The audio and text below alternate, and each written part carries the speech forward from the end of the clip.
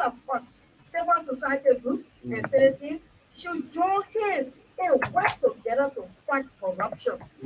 Reporting anything about corruption in our homes, workplaces, communities, counties, and the country. The people say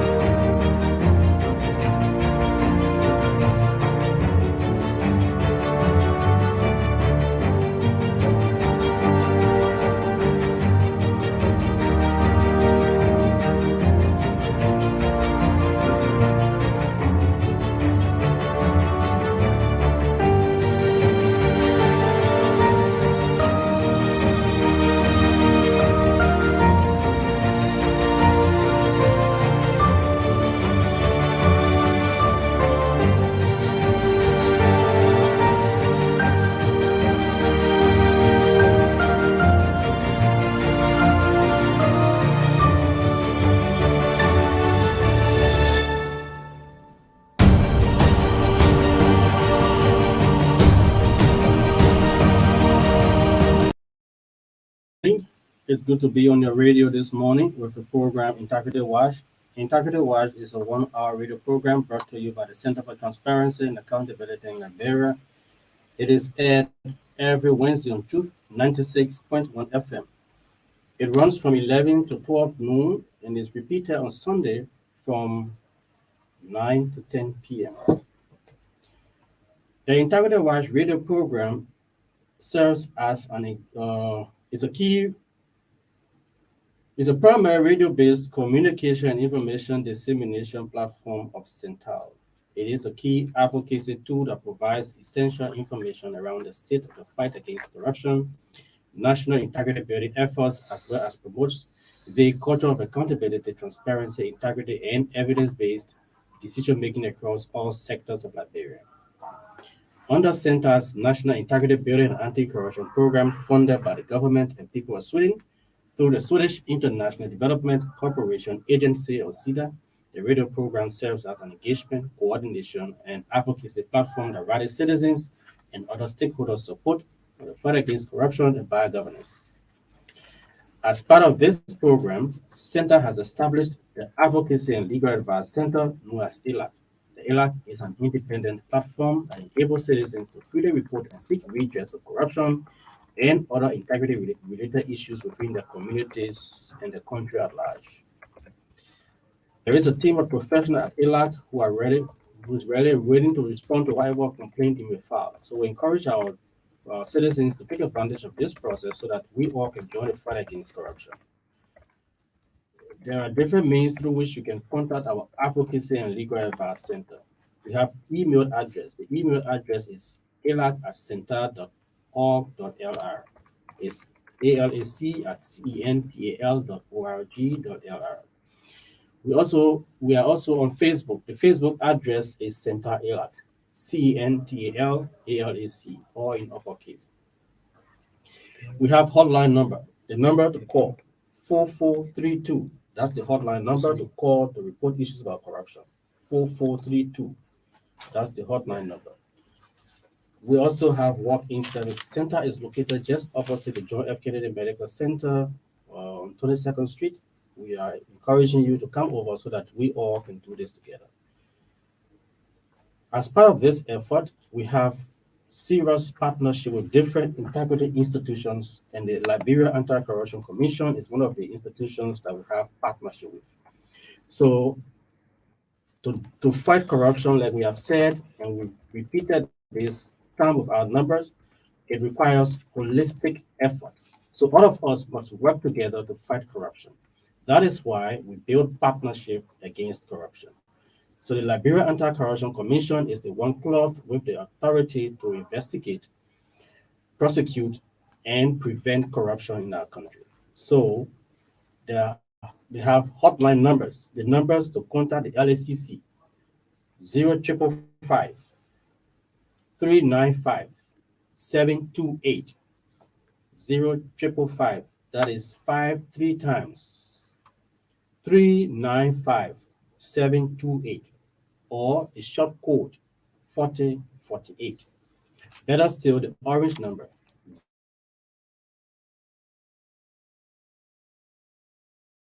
050-0776-6000050.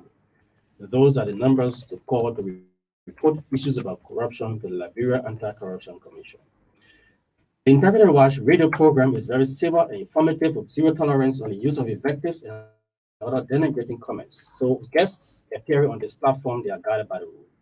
So today is June 8, 2022, and this edition of the program is playing host to a team from the Liberia Anti-Corruption Commission, headed by the Program Manager for Education and Prevention, Reverend James K. Kingsley.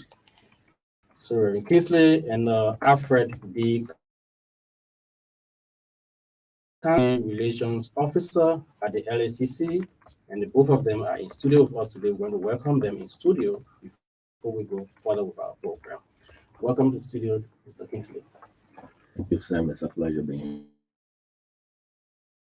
here. Alfred, welcome. Thank you so much. It's a pleasure being here also. Okay. So the both of them are from the Liberia Anti-Corruption Commission, and they have come so that we can talk about activities of the LACC of recent. What's the LACC doing? What are they doing with regards to the fight against corruption in Liberia? So they have come so that we can have that discussion so that you out there can know what's happening with the fight against corruption in Liberia. But before we do that, let us just take briefly little things that matter. Under little things that matter, we want to greet His Excellency, the President of Liberia, Dr. George Manuel. Your Excellency, thank you for the representation. We're following activities of you and the delegations that you sent out, to represent Liberia, to Israel and other countries. We are following the activities, and we hope that all of these activities or engagements that are ongoing will yield beneficial result to the country, and its people.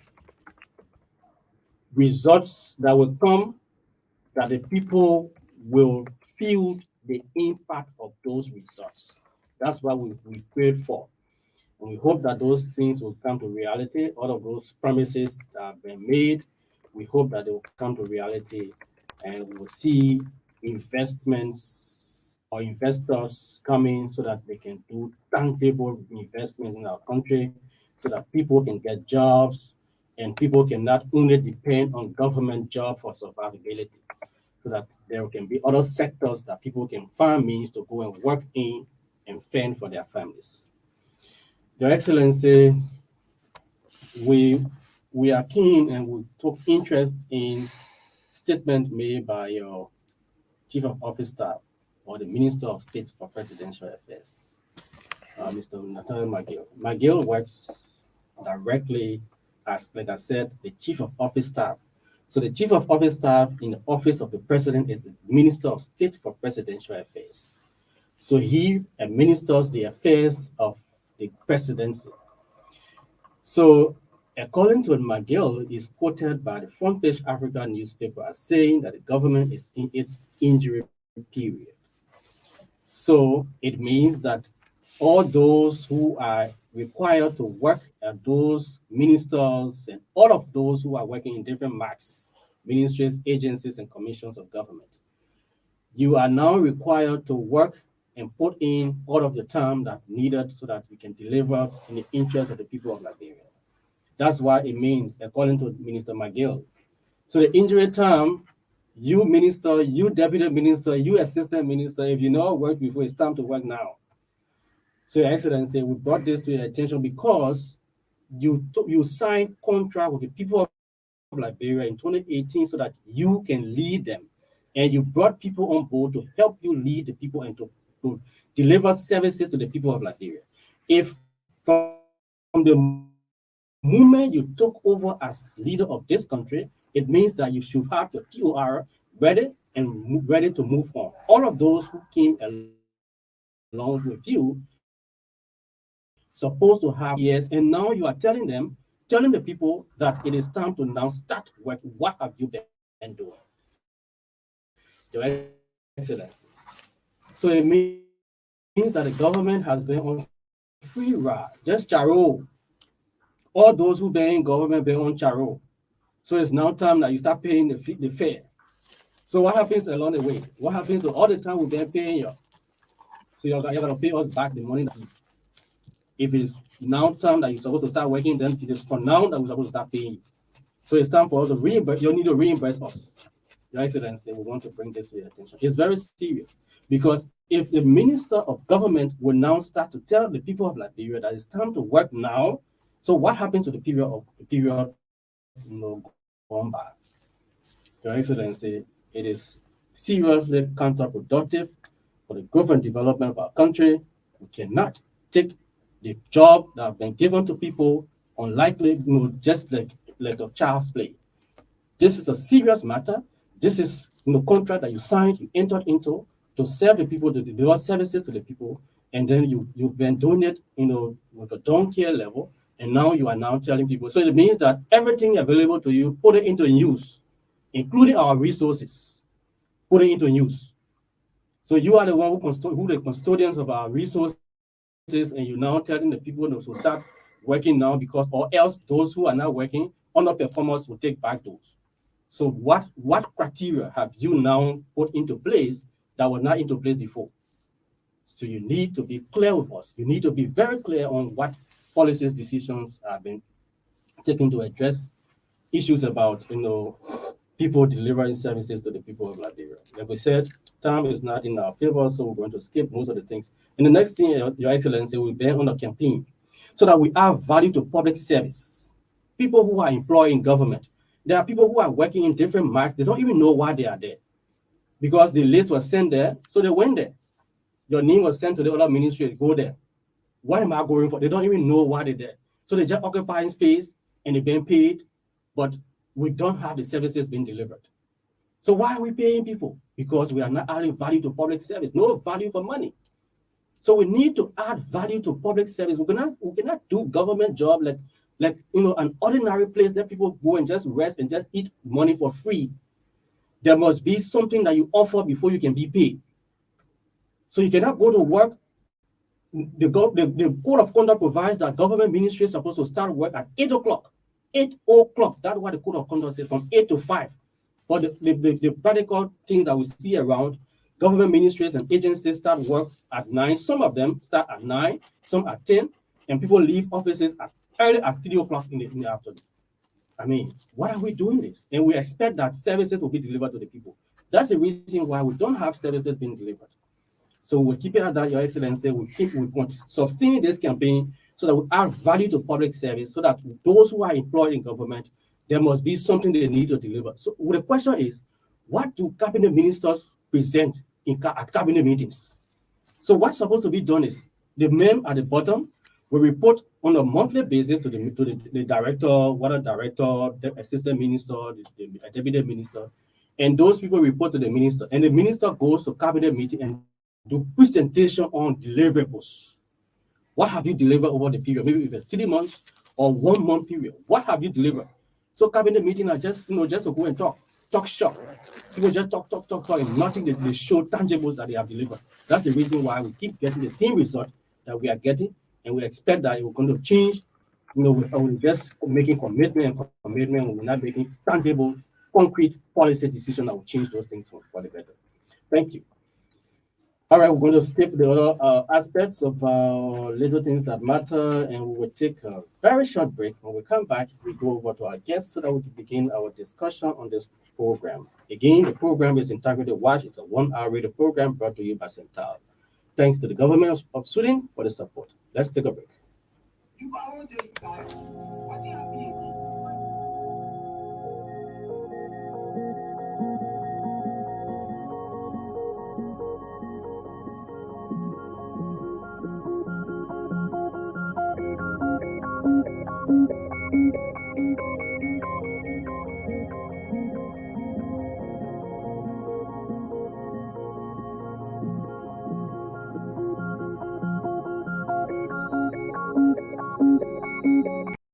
Joining us, and if you are just joining us, the program you are in tune to is called Integrity Wise, a 1-hour radio program brought to you by CENTAL.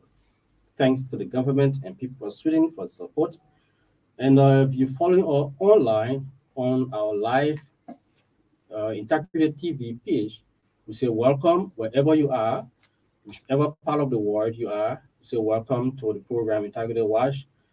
And just leave your comments and leave your suggestions so that we can, whatever way we can make this program better and make it more people centered. You can leave your comments and your suggestions so that we can have improvement on those. And then if you have questions for our guests, your guests in studio, you can leave your comments as well, your questions as well, and they're going to respond to your questions.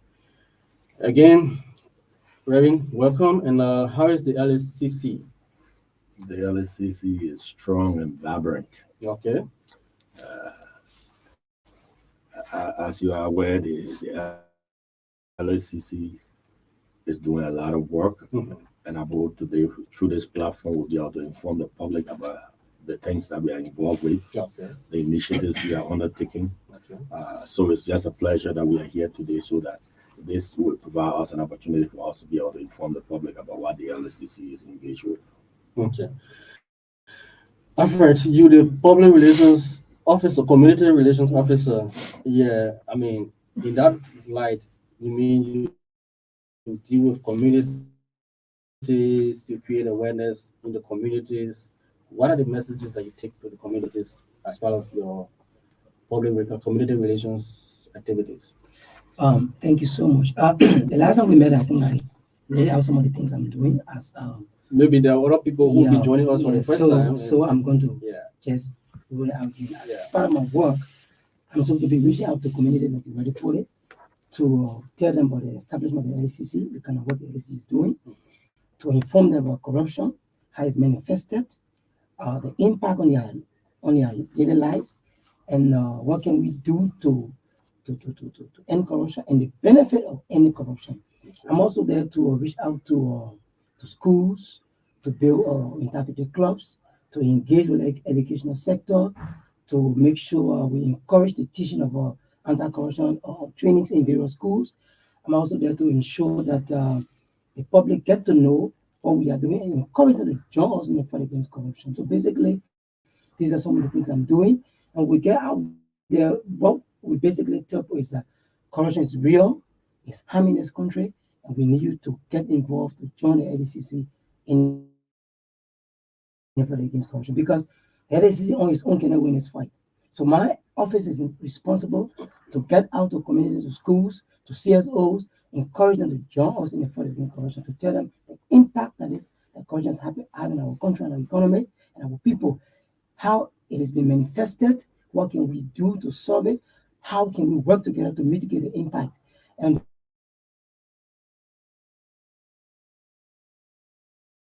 the benefit of mitigating the impact of corruption in our country. So here's some of the things we are doing out there, reaching out to schools, reaching out to community. So that they can stand further whether we are trying to incorporate into our curriculum, anti-corruption. Maybe Kingsley can just speak up from there so that we can, go to the nitty-gritty of our program today. Sam, if you will allow me, we would like to present an outline of things that we want to discuss so that we don't get distracted.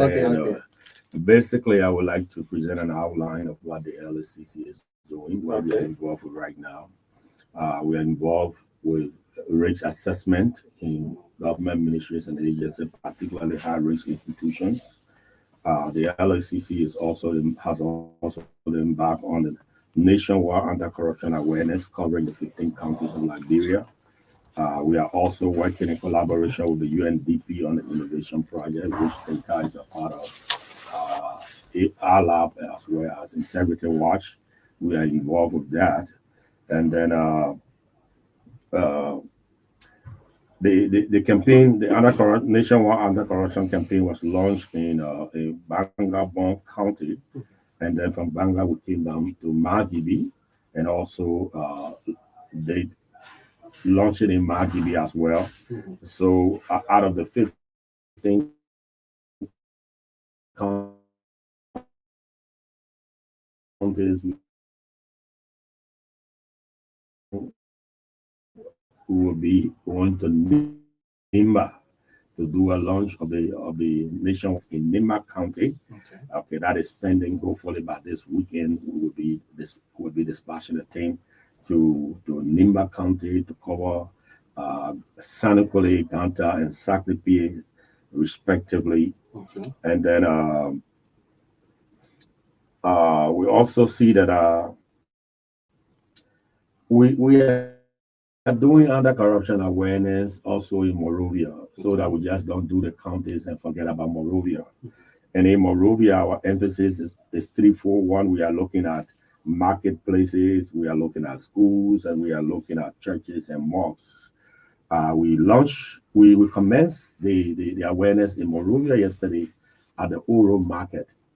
And then we realized that based on our engagement with them, we realized that there are a couple of issues that are coming out, and the issues are policy issues, they are enforcement issues, and they are governance issues. That's as a result of some of the issues that are coming out, it may require an interagency coordination or collaboration to be able to address some of these issues, and we are considering interagency interfaces between and amongst the LACC, the Ministry of Commerce and Industry, and the Morovia State Corporation to be able to address some of the issues that came out yesterday at the market. After this program, we have another interaction today because there are two markets on the Oro, one towards adjacent Haywood School, High School, and the other one was just entering the Oro. So we met with the one with the market yesterday, with the people in the market yesterday that was built by the president, that was rebuilt by the president, and then today we'll be meeting with another group that is next to Haywood. So we have started this officially. I just wanted to give you this walkthrough as we go along. Okay, so let's go bit by bit the risk assessment. So you've done risk assessment, or you still into that process? We've been doing risk assessment with at different institutions. At different institutions. How do you select the institutions for the risk assessment? Normally, there are institutions we consider high risks. Any corruption designation will you consider an institution as high risk is either based on the nature of the work that they do or the volume of transaction that occur involving cash or money. For example, take the Liberia Electricity Corporation. They demand for electricity, and then the potential of people to want to exploit that demand to extort money from the public without rendering services. Okay, so we realized that and went to LACC and conducted risk assessment, and some of the findings that came out were very damning. And one of which you talked about no standard operating procedure. I mean, they just go ahead. I mean, so with that, maybe I want you to explain that a little further. No standard operating procedures. So people just go out in the field and at their own accord without being guarded by anything. Is that what? Yeah, those are some of the issues that came out. In the first place, there was an issue of corporate governance at the LACC. Management, the bull is not playing its role properly. And as we say in Liberia, the fish gets rotting from the head. If the bull is not providing the requisite oversight and management is doing our own thing, then the staffers in the field are doing their own thing. You see that there's a whole confusion in the service delivery of the corporation. So as a result of that, you see that people want electricity services, but they are not getting it. You apply, to be connected, and you cannot get. So sometimes people resort to doing power theft. And so those were some of the issues that came up. So you came up with this. You've done, especially on the LACC, the risk assessment. I think about a month or two ago. What feedback have you gotten?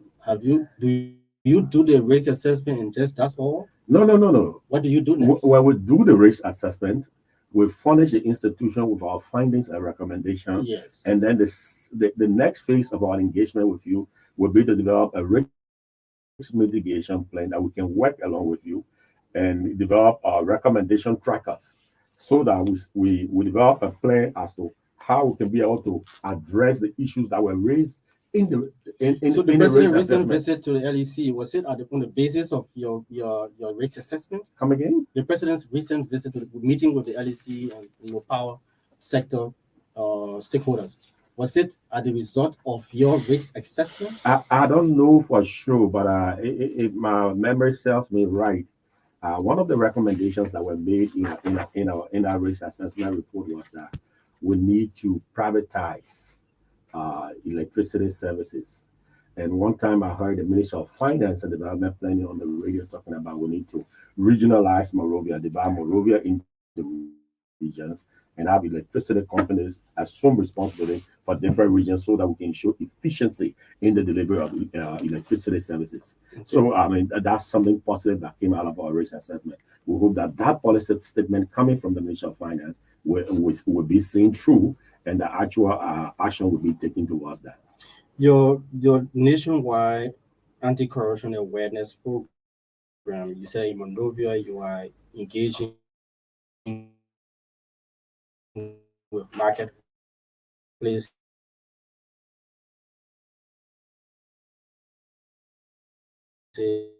with these, especially I want us to talk about enforcement. Did on our interaction with the folks at the market, there's a governance issue. Either the city corporation is not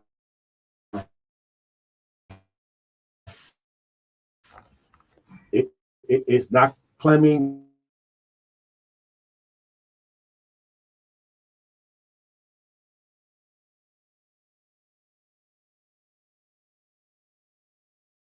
down of people who are not compliant. The market is built and people are supposed to be in the market. But instead of being in the market, as a result of that, they serve as a buffer between customers who come to buy and those who are in the building. So they are the first point of contact. Most of the customers stop there and buy, and the people in the market never get to access customers. So that is an issue. If it is not handled, it will lead to blind right now. It may as well go there because we want to make business. So this is an issue. It's an issue of enforcement. It's an issue of governance. It's an issue of policy. What is the policy that is in place in terms of market stores, how people acquire market tables? What is the policy on where you can sell? What is the policy on how many tables you can acquire and so forth? People need to go and lay out these things clearly. The sector ministry is the Ministry of Commerce in the industry. They need to be involved. And one of the, like talking about policy issue, take for example, one of the issues that came out, the marketeers are saying that the wholesalers and they who are in the market as retailer are selling the same products. Okay. So if I go and buy from you as a wholesaler, I cannot sell the same price you sell because I'm making business. I want to make profit. But this is the issue they are confronting with. So if you want to be a wholesaler, be a wholesaler. If you want to be a retailer, be a retailer. But this has to be informed by policy prescription that clearly define what are the means and bounds of a retailer and what are the means and bounds of a retailer. So what about the issue about governance? How does their issue, especially regarding market and things, boil down to governance issue? I thought you were talking about general governance. No, I'm not talking about general governance. I'm talking about governance in the market. In the market. Yes. Okay. Whenever there are issues, whenever there are complaints, and they have to be addressed, when people have dissatisfaction, it becomes a governance issue. It's something that the leadership of the market has to work along with the Monrovia City Corporation and the Ministry of Commerce to be able to address these things. If they are not handled, there's a likelihood that things will go out of control. They could spiral out of control, and people will begin to do it will become an animal farm where everyone is doing his or her own thing. And we don't want it to degenerate to that level. Very Kingsley, I want us to go deep into the work of the LACC. I don't know whether I think you are mostly on education and prevention. I think that's why you want us to guide our conversation. No, if you have other things about the LACC you want to discuss. Okay, so let's go. Is the LACC really doing well to fight against corruption? Certainly, the LACC is doing well in relative terms. Giving all of the challenges that come along with. What are some of the challenges that come along with it? I know most time the demand of the public is to hear that the LACC is prosecuting and is winning cases. Let me just lay the basis for the question. The public believe that the LACC should be doing more than what it's doing now, in terms of being very holistic in the fight against corruption. Those who are accused, taking them, whether indictment against people should be holistic. There shouldn't be any form of selection. And the sense there are semblance of selection in drawing up indictment against people. One is the issue about the free fall of maneuver, the MPA saga. But I think that case was investigated. And you came up with indictment. The indictment didn't include the managing director of the NPA. Well, again, this is my limitation. I cannot speak completely to enforcement matter because I don't understand all of the implications. So I may not be able to speak to it entirely. But based on the finding of the case, then it moves on to legal, and legal does indictment. So depending on the finding of the investigation, that's how indictments are drawn. If there's culpability, leading from the investigation, then the prosecution takes a seize of the matter and begin to prepare the indictment. Where are we with the issue of the vice chair of the LACC, Councillor Karnley the issue where he was accused of conflict of interest? Where are we? You did your investigation. You said you should have done investigation by yourself. Where are we on that matter? What I know is that that matter was referred to the Ministry of Justice. And the Ministry of Justice said you should have jurisdiction over that and proceed with your investigation. You have no jurisdiction over that. I cannot speak beyond those two transactions. Okay, let's go to from the LACC to the Ministry of Justice and back to the LACC. Yes, that's what I can speak to. What has gone beyond that, I don't have clear knowledge about that to be able to. That seems to it seems to be impeding your confidence level in the public. Okay. That you are not very transparent with your own, and you want others to be transparent. And you demanding transparency and accountability for us. Well, as I said to you, I don't understand all of the nitty-gritty. But one of the things that the LACC did from the onset of the case, when this matter came up, the vice chair recused himself. I think took a leave of absence from office for a period of 1 month, waiting for the Ministry of Justice to handle this matter before he would return to work. I think that was very positive. You need to give us an accent on that. Yeah, which is good. Yeah. Which is good. But you are my boss. I take direction from you, and you have been investigated, and I'm the one supposed to be doing investigation of my boss, who is going to come back in his position. He has not been asked to leave the rationale for sending the ministry for sending that case to the Ministry of Justice was to be able to stay clear of conflict of interest. I don't care how objective we will try to be investigating our own. It will still boil down to the effect that if the public did not get the expected outcome of the investigation, it will still seem that will compromise the investigation. So I think the Ministry of Justice may have done a better job, being that they are an external party to the LACC to handle this matter. But be it as it may, I don't understand all of the all of the intricacies that went into the Ministry of Justice sending the case back to us. That's why I don't like to I want for us to go back to education and prevention. But the reason why I brought this up, because we do public engagements. We engage with the public, and we are a partner of the LACC. So when we go out and talk about our partnership with the LACC, people bring these things to us, and we have to bring it to you so that you can tell the public where are we on this thing, because we may not have all of the answers to these questions. So that is the reason why we bring it out so that we can talk about it. Let's go to the the establishment of Integrity Club. How is it going? Well, like my boss rightly put it, we just launched the nationwide anti-corruption engagement. We did it in Bonk, we did it in Mankibi. And the essence is to create this awareness that tend to evoke the people's interest in the fight against corruption. And I think we get in there. So as part of that engagement, we have even transitioned to something new. We are now establishing what we call the anti-corruption coalitions. Okay. We want to make a county-based business that brings together not just schools, but every stakeholder in the county. So we have transitioned. Explain that a little further. You want to establish anti-corruption coalition. County coalitions. Okay. We already established one in Mangibi, Okay. so to speak. So the intent is to bring every stakeholder on board.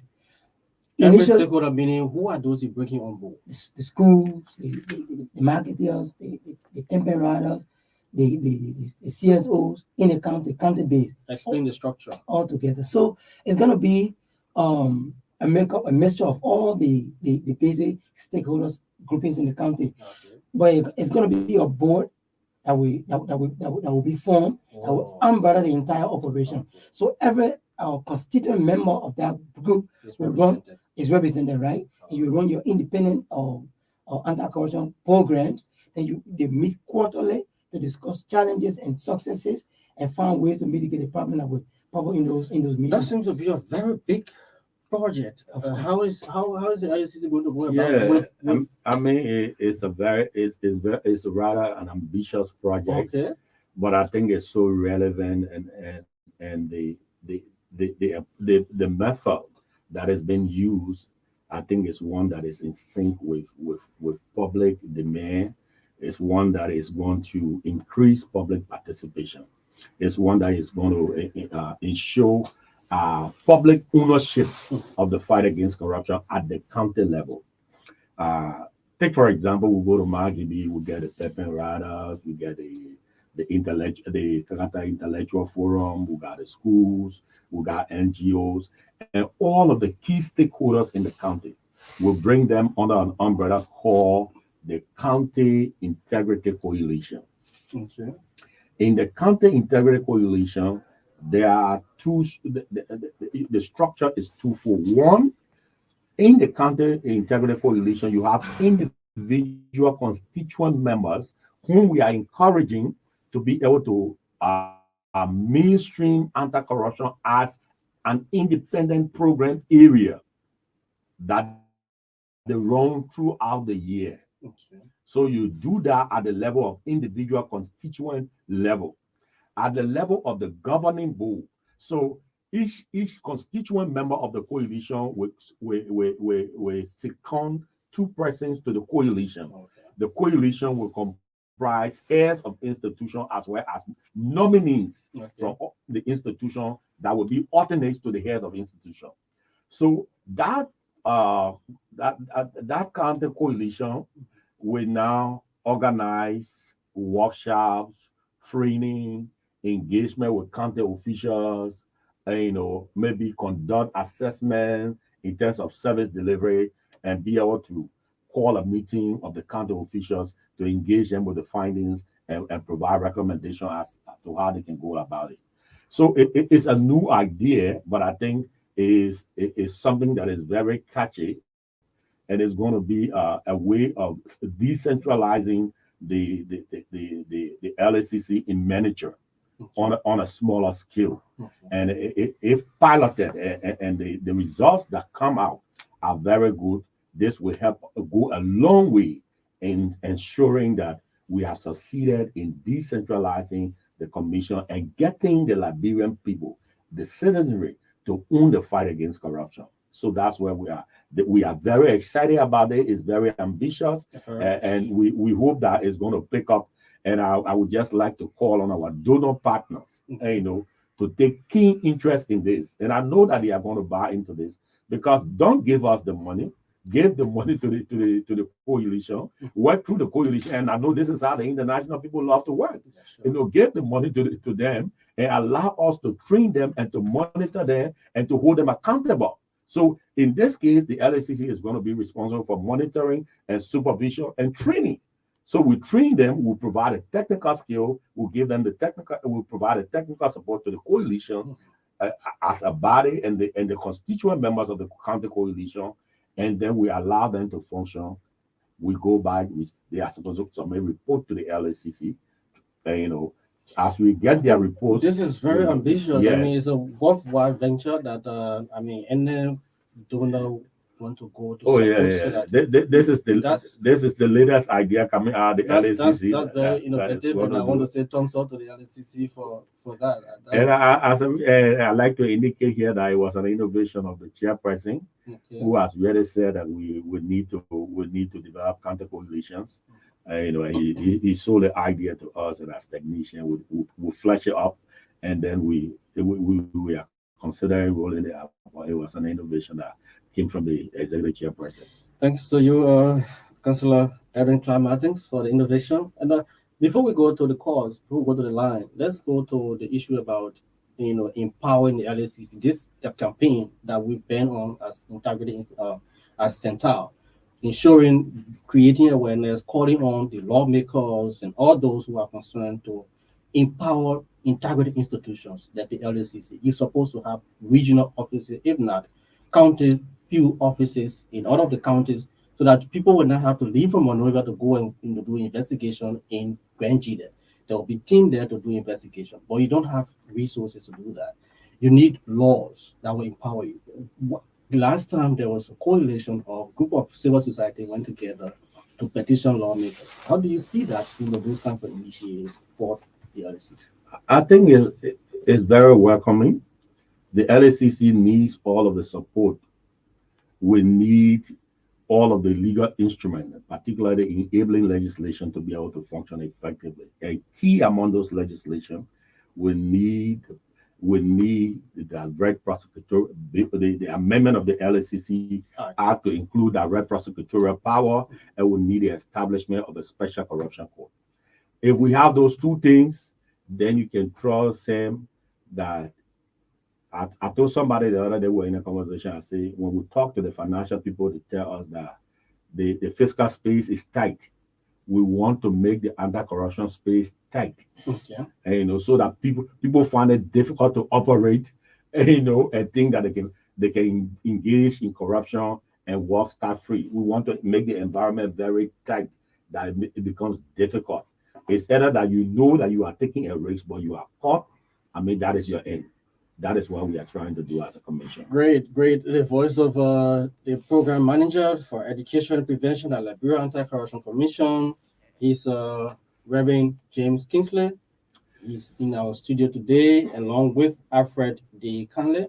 And Alfred is the community relations officer, and they are in studio today. And we're talking about the works of the LACC in regards to the fight against corruption in Liberia. And the program is Integrity Watch. We'll now open the line so that you can participate. The number to call 077-07701-75162. 077-01-75162. 077-01-75162. That's the number to call to be live on the program Integrity Watch. We have our first caller on the line. Good morning. Yeah, good morning. My name is Bill Sanger. I joined from my program international. Bill, let's hear you. Yeah, let me further employ a student care for social or the good deliberation. But I have two questions. Comment to them. My comment has to do with the prosecution of corruption cases in this country. I think it is biased. It is not the whole. We the citizens of expectations, because at certain point in time we know that it goes down or certain people, and they will see to it that they get to the top of the case, and at the end of the day, you see certain people, like, for instance, the whole phone point, the whole phone one that was taken by on Osama to the talking now about the case of NEC work. I think the LACC talking now about that, and so on. They are certain people, like for instance, financial guy case, they financial guy. Okay, so they go after certain people and they leave the order to go free. Let's take it at, let's leave it at that. Okay, we have another caller on the line. Take this caller. Good morning. Yes, sir. Good morning. Your name and where are you calling from, sir? Thank you. This is Evangelist Otis calling. I do join you from GSA Road this morning. Evangelist, let's hear you. Thank you so much, and let me say thanks to Reverend Kingsley and his colleague. I think I'm so happy when I see the men of God occupying, those institutions of government. Okay. I think that is the basic requirement for us to do as children of God, to be able to carry transformation and transparency in those areas.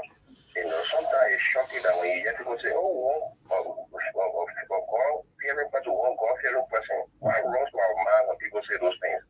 It means that we are supposed to be in those areas to occupy them so that the better thing will be done, so that transformation will come to the society.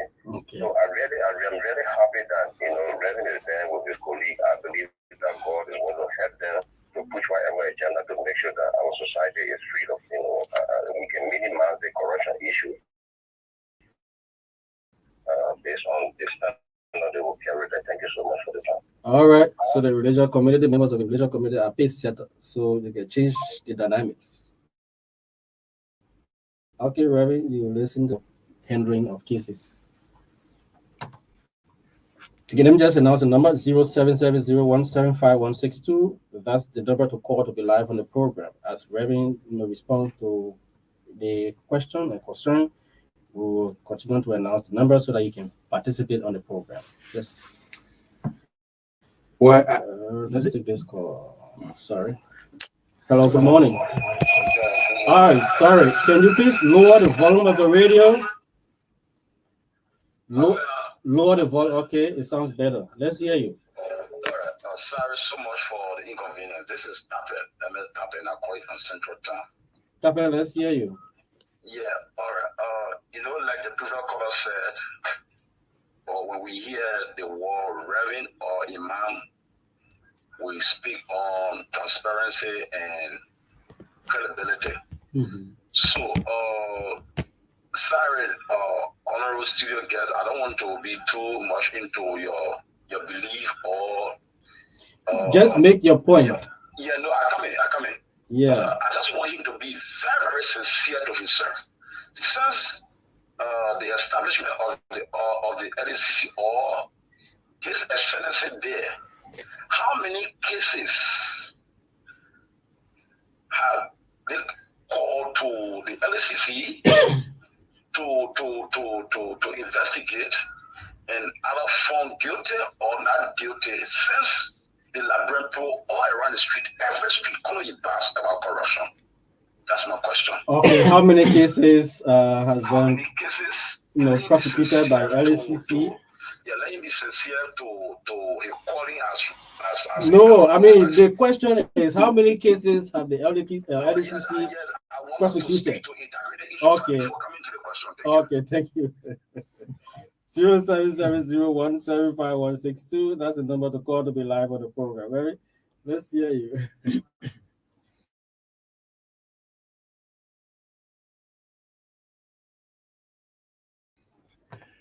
It is interesting, deep interest in the fact that there's a lot of enthusiasm in the fight against corruption. This issue of selective prosecution is something that people keep knocking on our doors with and other things. But what I would like to say is that give us what we are asking for. Give us the laws. Give us direct prosecutorial power. Give us. No, what they are talking about is what is now. It's in your purview. I'm coming. Give us the direct prosecutorial power. Give us an anti-corruption court, and you will see that we will elevate the fight to another level. Sometimes what is perceived as selective, as being selective, it's not being selective. The problem in Liberia is that we have our people we call godfathers. If one of our godfathers is touched, then the fight against corruption is selective. But if one of our protagonists, if one of our antagonists, is brought down in the fight against corruption, we celebrate it. We've had cases where we saw people who wore t-shirts with inscriptions and went to the court and were, chanting in favor of the one who has been prosecuted. So the issue of selective justice is relative. People have it's relative depending on who is being prosecuted. So, Reverend, how do we avoid the perception that people will be thinking in such manner? How do we avoid it from all of our activities? When, how do we avoid it? Let me give you an example. If we have specialized corruption court, there are a lot of innovation that can go into that. Once you are caught in the web, you will not escape. There was a chief justice in Singapore who was alleged, the court was being brought under pressure for delaying corruption cases and other things. You know what he decided to do? He decided that to clear the backlog of cases, he would hold night courts. So he had court sessions in the day, and at night he held court sessions. He did that consistently until he cleared all of the backlogs. It requires commitment and dedication and steadfastness on the part of the leadership. As we work along, this is a triangular engagement we are in. You have the Liberia Anti-Corruption Commission, you have the Ministry of Justice, and you have the courts. So this fight against corruption, can we work collectively to ensuring that we hold the court accountable, we hold the LACC accountable, and we hold the Ministry of Justice accountable. But in most cases, all of the blame is cast on the LACC. So I think that we need to show some balance here to ensuring that we follow up cases at the court and ensure that why is this case overdue? Why is it overstaying? Could Liberians who are interested in the fight against corruption be able to engage the court? Could they be able to engage the Ministry of Justice? Could they be able to engage other stakeholders that have a stake in the fight against corruption? But everything somehow is LACC. And the fight against corruption is not LACC exclusively. No, it's not. It involves, like you said, it's a triangle. But what people look forward to seeing, what falls within the purview of the LACC is to decide on how they draw up indictment against people and then recommend. Let me ask the question on behalf of the court. But even in terms of the current legal framework in place, the LACC cannot draw up indictment without, because as it stands, the LACC and the Ministry of Justice must proceed to put together. However, if an investigative report was taken to the Ministry of Justice and within 90 days the ministry did not act on it, then LACC can take seize of the matter and proceed to court as the LACC, not LACC and Ministry of Justice. Okay, I saw in one of the releases that the LACC has put an indictment against these individuals. That means those cases went to the Ministry of Justice, okay. And the Ministry of Justice did not prosecute them. After 90 days, we took seize of those. So the question is, when you bring up indictment against people, do you recommend most of them remaining in their positions and they keep working and nothing happens after that? That is a government issue. So what do you recommend? No, indictment is not recommendation. It's prosecution. So if that is the political will, the appointing power. Take for example, somebody was. Oh, lower the volume of the radio. Lower the volume of the radio, please. Let's hear you. Take for example, if somebody was alleged to be corrupt, it is the prerogative of the appointing power to sustain pending. Good morning. Your name and where are you calling? This is Karnley. This time, I'm making all straight meetings go back to see the realize that's one question. The really just made it clear that the LACC lacks the ability to interview people. No, I didn't say that. Yeah, no, he said. I didn't say that.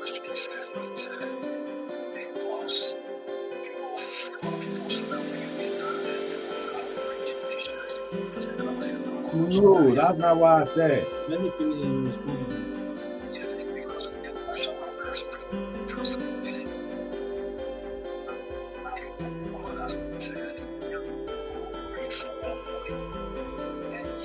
answer the question. And I don't say that I listen to you say because people protest on the streets and LACC Okay, let's just explain this quickly so that we can. I'm being misconstrued here. Okay. I'm not saying that we don't have the capacity to know the process. I'm saying that there are processes. If we have to draw up an indictment, we have to draw up an indictment in conjunction with the Ministry of Justice. That is before 90 days. After 90 days, we can take seize of the matter and go to court alone without the Ministry of Justice. That is what I said here. What I say about, I said selected, the issue of being selected in the fight against corruption is relative.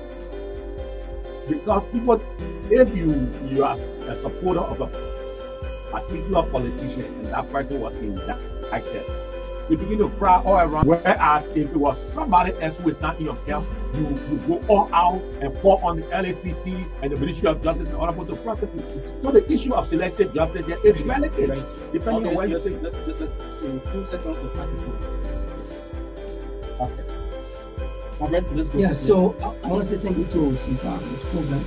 And I want to close up by saying that we have a perception issue. And so the LACC has to step up its work in terms of information dissemination. So they talk about NEC. As far as I'm concerned, this case has been closed and the NEC boss was clear. So to what extent the Republican Party is acting is because they don't have. So I think we need to step our game. Yeah, I totally agree with Alfred. I think our information dissemination is step it up to the move. Whether we got conviction in a case, whether we lost a case, we need to inform the public in time so that the public know exactly what are the outcome of cases that go to court. Yeah. Thank you. The voice of our Reverend James Kingsley. He is the program manager, education and prevention, and Alfred Karnley is the community outreach officer at the LACC. So they have been my guests on the program in Taipei Watch. My name is Sam Zota. I'm the media and communications officer at CENTAL. My colleagues Mike Wandao and Geraldine T. Wendy have been behind the camera, making sure our visibility goes through. Join us next Wednesday, another edition of Program Contact. Let us do Sunday, 9 to 10 is a repeat. Bye-bye.